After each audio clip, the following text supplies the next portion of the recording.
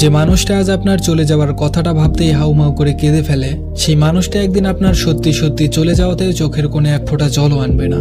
যে মানুষটা আপনার সাথে আজ একবেলা কথা না হলে অস্থির হয়ে চারিদিকে পাগলের মতো ছুটে বেড়ায়, সেই মানুষটাই একদিন কয়েক মাস একটানা কথা না হলেও বিন্দুমাত্র অস্থিরতা বোধ করবে না।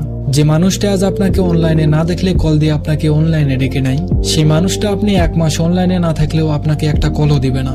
যে মানুষটা আজ আপনার সামান্য অসুস্থতায় নিজেকে অসুস্থ মনে করে আল্লাহর কাছে 2 হাত তুলে প্রার্থনা করে, সেই মানুষটাও একদিন আপনার কঠিন অসুস্থতায়ও নিজেকে বিন্দুমাত্র অস্বস্তিতে রাখবে না। মানুষ বদলে যায়, ভীষণভাবে বদলে যায়।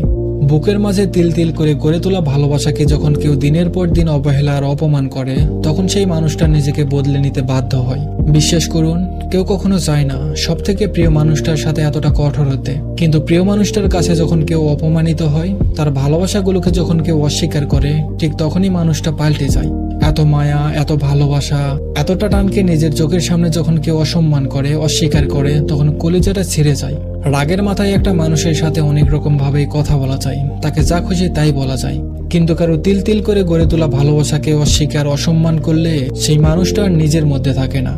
মানুষটা তখন খুব বেশি হিংস্র হয়ে যায়, নিজের নরম মনটাকে শক্ত করে নিতে বাধ্য হয়।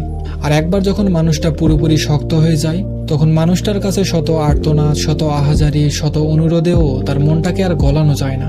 একদমই আর পুরনো সেই মানুষটাকে ফিরে পাওয়া যায় না। ধন্যবাদ সবাইকে।